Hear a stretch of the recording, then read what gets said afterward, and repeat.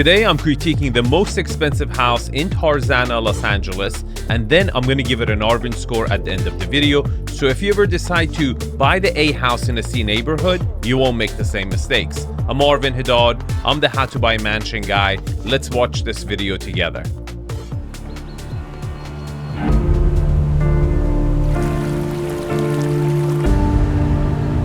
Why are we in Tarzana, 30 minutes outside of Los Angeles, for today's episode? Los Angeles is one of the biggest cities in America.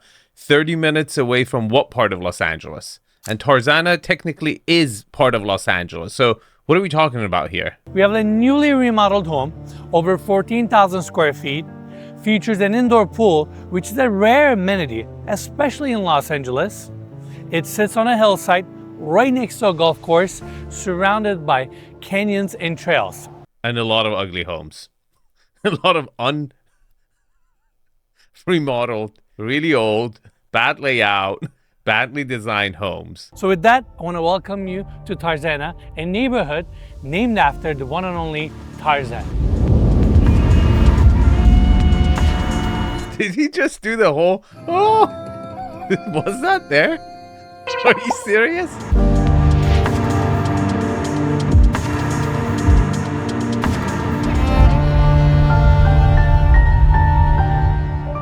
Welcome to Tarzana. Weather is so nice today. It's sunny, warm, hardly any wind, so calm. Yeah, that's why they have swimming pools on the outside, okay? Not on the inside. Trying to sell an indoor swimming pool. Let's start with the motor court. So behind our mom, we have the gate opening up to this spacious driveway, all concrete with astroturf inlays. And then to our left, we have the hillside. They've dressed this retaining wall nicely with built-in planters, all these trees, the siding sections with exterior wall sconces. To hide that really ugly hill?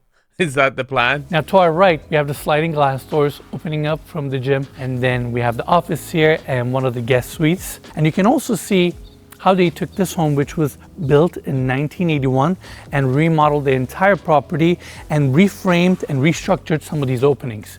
These are all sliding glass doors. In fact, the gym fully pockets into the wall.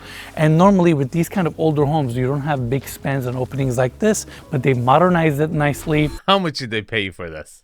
Come on. You negotiated hard on this one. It's like, I'm not doing it. I'm not. More. I want more for this one. It looks like a dog. Oh, architectural masterpiece. The entry section, again, the same ceramic tiling. It's also nicely covered. And then a massive pivot door opens up to the foyer. Can you spot the flaw? I always pause the frame and ask my subscribers to spot the flaw, and this is a really easy one. There's like 3-4 flaws going on at the same time. And I give you guys 3 seconds. 3, 2, 1. The stairway entrance takes 50% of your entry, right? You have to squeeze here, get in a line. If there are 2 people, you have to get on a train, put your hands behind each other's shoulder, and you gotta be careful not to hit the columns. What the hell is this? It looks like a coffee table here. And he goes right up here. And then the pivot door, the pivot was pretty much in the middle. Like, what kind of a pivot was this? Double height ceilings, Venetian plaster walls, and some of these wood elements are also brought into the interior with the reeded details here and inlaid strip lighting. But before I get into these details, why don't we get the specs out of the way? We have 6 bedrooms, 7 bathrooms, 14,479 square feet of interior space, situated on 2.19 acre plot, on the market for $13,985,000. Are you kidding?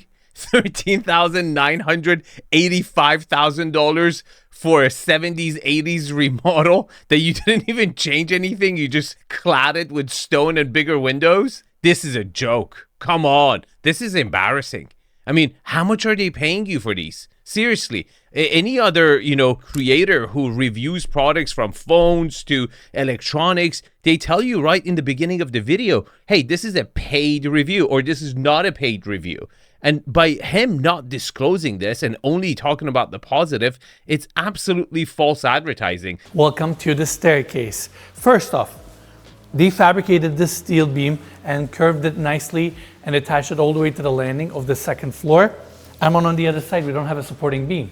So each one of these steps are technically cantilevering over. What I'm assuming is that not only they welded the steps, they added additional supports or even used a thicker steel plate to make sure that they have no deflection when it comes to this side. Because technically I'm floating here. And when you have few people on this staircase, you want to make sure that it's not flexing too much, because then it can break your glass railing or one of these steps.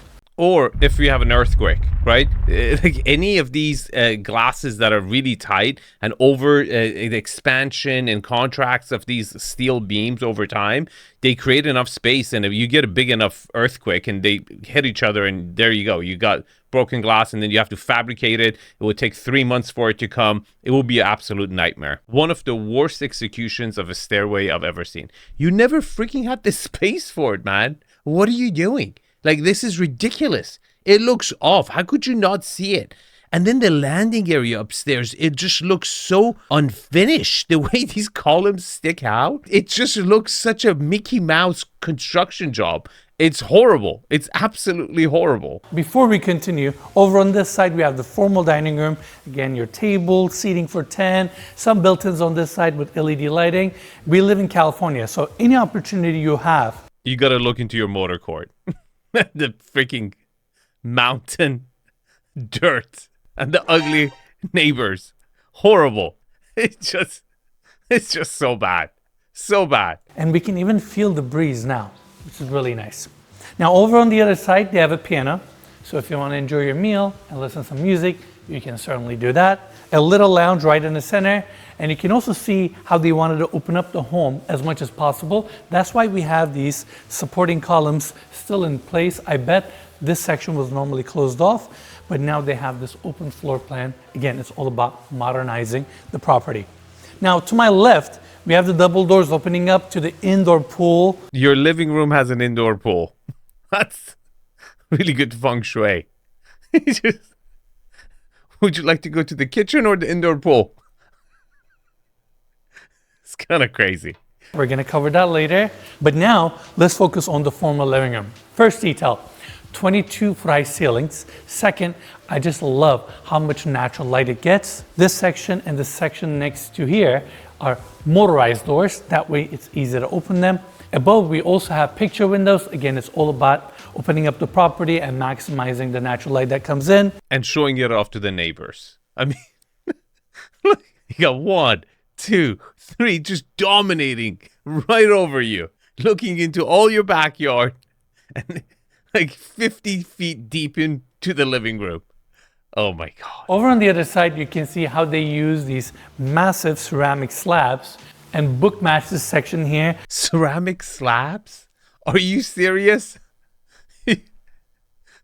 Oh my God. What are we paying for? What are we paying almost $14 million for? Please explain it to me. Now with that, I want to quickly turn to the other side and take you guys to the kitchen. Again, it's one open space, stone cased island, and they've used brass accents like this throughout the property. So I appreciate how they picked certain materials and repeated it throughout the home. It's definitely a good size island, and the cabinetry is all modern, flat panels with built-in handles. And I believe, let's see, I might be wrong. This is where we have the built-in Miele fridge. Are you serious? This is your work triangle for the kitchen? This is not a triangle. This is a trapezoid. This is horrible. Do you know how annoying it would be for the chef to walk around from the sink all the way here to the stove, back and forth? In my inner circle, we like pay attention to this, like your placement of your appliances in the kitchen, the efficiency, the workflow. Horrible. It's the freaking fridges behind the stairway. And the placement of the kitchen itself is questionable. Like, why is the kitchen next to the formal living space? I don't get it. What a peaceful setting. I mean, Tarzana is known for being a suburb, more laid back, less chaotic, but this setting takes it to a whole new level. We also have a little informal dining area here. Beautiful chairs. I'm gonna look at the leg design. It's all marble, and then they have these stainless steel brackets to hold the glass in place. And then here we have the family room. It's a nice cozy space. Sectional couch. I love those 2 green chairs, hence my green jacket for the day. And I have to try this seating area out. Oh man, it is comfortable. And I love that we also have sliding glass doors here, cross breeze. The best part of the house so far. The dimensions were good. I'm glad it's at least close to the kitchen, even though the kitchen is facing the other way. The best place so far that it kind of, the dimensions are there. It feels cozy. The indoor-outdoor flow is just enough. It's not too much where it's overexposed. It's not too dark. Overall, this space is my favorite so far. And Armand, let's point to this section. All these deep built-ins with LED lighting. Titanium granite slabs are nicely book matched, gas fireplace down below, and throughout the tour where we have fireplaces or stone walls like this, you will see little cover plates like this. That's where they have their electrical and TV connection. That way you don't have to cut the stone in the future. It's all here ready for you. And it's just a nice space. There's a long hallway here that takes you to the guest suites, some of the amenities, gym, etc. We're gonna see that later. Easy access to your 4-car garage. That's it. Dude, who's your target client? When you buy this slot, right, or you have this house, you decide to go put on crap load of caisson to extend the backyard. Who are you designing this for? Like, is it a bachelor? Is it a family? If it's a bachelor, a 4-car garage is like 2 tandem, right? It's horrible. Like, you need way bigger garage for that. It just, no planning whatsoever. That's it for this section for now. Why don't we quickly check out the backyard next?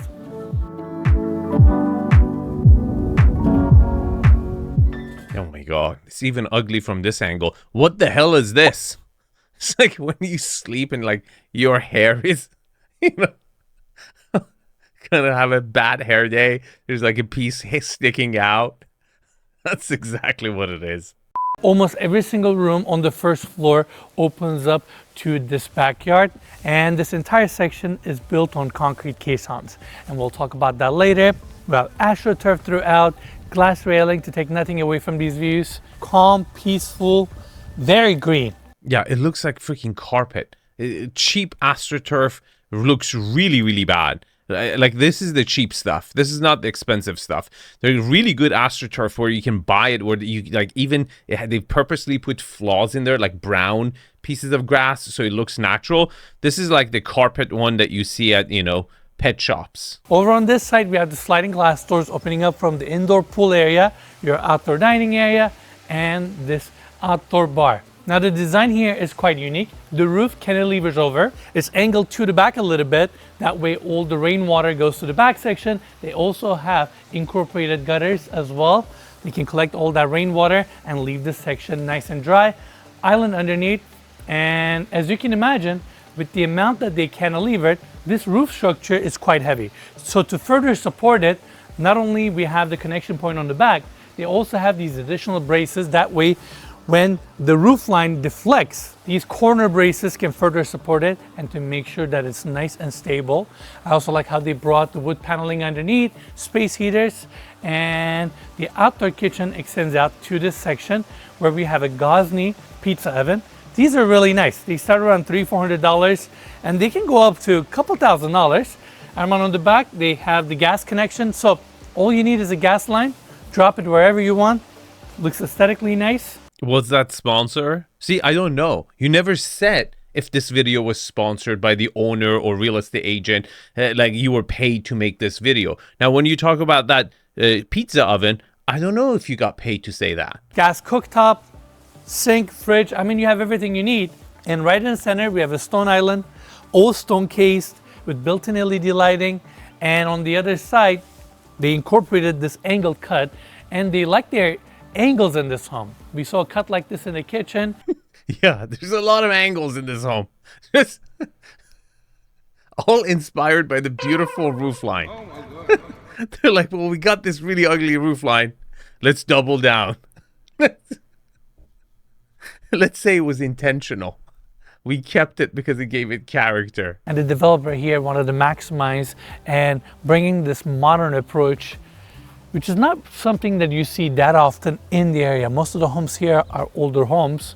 So it's nice that he modernized it, went all out. Yeah, for his pocket, for some idiots to come and overpay for it. He tried to maximize it. And everyone tries to maximize it. Horrible. It just really makes me angry because they don't think about what does the house want to be? What does the lot want to be? No, they think about, I need to maximize profit. So as soon as they find a deal on a dirt, they're like, we got to maximize the profit. You don't think what does this lot want? What does this house want? What does it want to be? They don't look at it that way. It's just about maximizing profits, and there's no education as far as buyers go. Nobody's talking about the stuff I'm talking about. And people make stupid mistakes. They get emotional. They overpay. And then we go through a correction, and then you're in prison for your house for 10 years because you're under the water and you can't get out of it. You can't sell it. Your house literally becomes your cell, your prison. Another seating area here by the family room.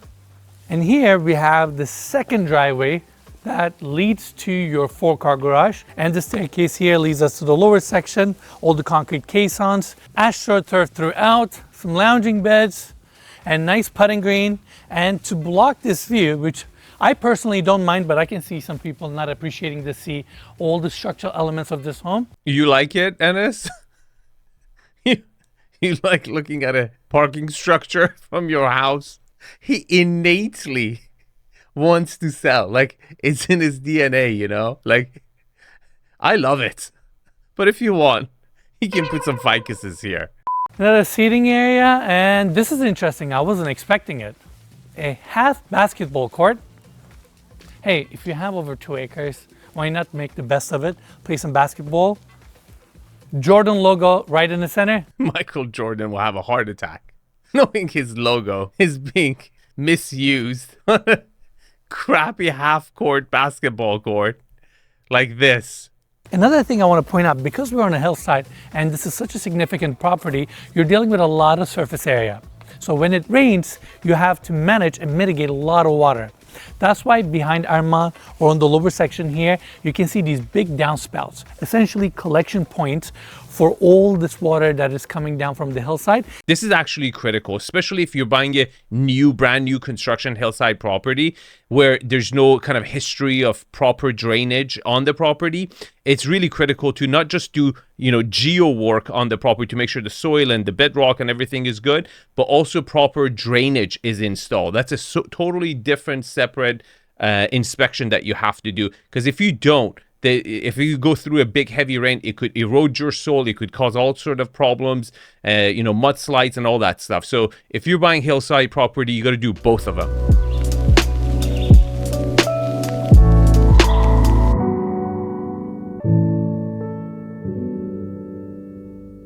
Right next to the former living room and behind these double doors, we have the indoor pool. Let's go check it out. We don't generally see indoor pools in California. I'm just fascinated by these glasses over here. It looks like one of these toys for kids, where magnetic things you build.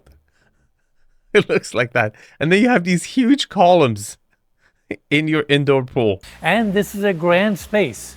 The ceiling height, all these picture windows, a good size indoor pool, and so much more to cover. First off, I want to focus on the bar here. This onyx island looks like a diving board. You go there, you run towards the pool, do a backflip and land. What is it doing? Why is it? Do you know how far you have to reach to get to the other side? Like past the drink, you got to slide it. It doesn't even match this column over here. What the hell is this? Is this the fireplace from the other side? It just looks ridiculous. It just looks really ridiculous. There's a kitchenette. What is this platform doing here? They cased the entire island all the way to the bottom section here with the same stone, backlit, bar stools, and then you have all of this back shelving here. They use the same brass cabinetry, and the same onyx continues as a countertop here, hidden drain. Even though the cabinetry setup here looks very intricate, it's actually simple in construction. It's pretty cheap in construction. It's just one of the weirdest bars I've ever seen. What the hell are we doing? We're facing to this corner. Like, shouldn't the bar be opened up to this big volume? Why are we in the corner facing this freaking tequila bottles? Now, to my left, we have the massage room, and there's also a really nice full bathroom here with a walk-in shower, floating vanity to service the spa area. Why does the the sink looked like it's got stuck there. Like they put it in and they couldn't take it out. And the tiles over here, horrible choices, really. Really horrible choices. I like this little platform with water features. And not only this pool is good size, it's also very deep, simple blue plaster, lighting elements throughout, whether it's the wall or inside the pool. I mean, this is a vibe. And this platform allows you to walk around the pool. If you want to add further lounging beds or create little seating sections, you can certainly do that. Armand, what do you think? I thought I would have to have like a outdoor pool first. Yep. Yeah, that would be really useful, you know, because Tarzana gets hot. In fact, Woodland Hills in Tarzana, it's one of the hottest spots in California. Like, I think they broke a record a few years back. An outdoor pool would be clutch. You know, it would be really, really nice. It's so funny. It's just so funny. I don't know what the decision behind this was. Like, we have all this square footage. What are we supposed to do with it? Let's make it an indoor pool to be different. I don't know. I don't know how many people in California are looking for indoor pools. You have to manage all of this moisture, chlorination. If it's not ventilated and controlled really well, it can cause damage to your home. All of this moisture within the interior envelope of the property can be challenging. And that's why over there, you see those little vents? Yeah. Just to bring additional ventilation. Now, the advantage they had here is that they placed the sliding glass doors to this section, so this room gets ton of ventilation. But ventilation is not enough. You can't just put some holes in the wall and open the windows all the time. You need a dehumidification system. And if you're telling me you don't have one, that's a major disaster. There's so much water. That's a big swimming pool. It's going to cause all sorts of problems. First of all, it's going to smell like a pool. And the whole, formal living room / kitchen is going to smell like a pool. It's just a horrible idea. If they don't have one, they should absolutely put one in. On the other side, they placed this built-in sauna unit. It's really nice. And it matches the aesthetic of the home. How does this fit in? It looks completely alien to the property. Now we're gonna check out the guest wing and some of the other amenities. But first, this hallway here takes you to your 4-car garage. Now coming back here, staircase goes down to the lower level, subterranean level, where we have the first wine cellar. We had 3. What do you mean first wine? We have 1 wine cellar here. We have one right next to the kids' bedrooms because we want to raise some alcoholics. Over on this side, we also have a wine wall, which is a nice backdrop, all glass enclosed. Now next up, powder room. Most of the walls in this home are Venetian plaster, and they brought more of the darker tones to this bathroom, made it moody, fabricated vanity with a hidden drain, really nice wall fixture with a brass attachment, and then this half circular mirror with mood lighting, wall sconces. Doesn't match the rest of the property, but most importantly, it's pretty far away from the formal living spaces, meaning if you have guests over, they're kind of encroaching into your personal living spaces over here. Now, we have most of the bedroom suites here. First one to my left faces the side of the property, has a full bathroom and a built-in closet. And over to our right, we have the second guest suite. This one is facing the motor court. Sliding glass doors open up, queen size bed, another full bathroom here. It also helps that we have vaulted ceilings here. Now, interestingly, none of the bedrooms on the lower level on this wing face the backyard. This is also a fourth court L-shaped design where the L doesn't hug the backyard, it hugs the motor court. Now, I just did a video, and subscribe if you haven't, the house with the vagina, okay, with the Cara Delevingne, that also had that four-court L-shaped layout, except that house had 2 bedrooms facing the backyard, and it had less width, right? And this one has way more width, and they just didn't even do that. They decided to put a freaking indoor swimming pool there. Across the hallway, we have the third guest suite. Really interesting bed frame. Now, over on the other side, we're zigzagging.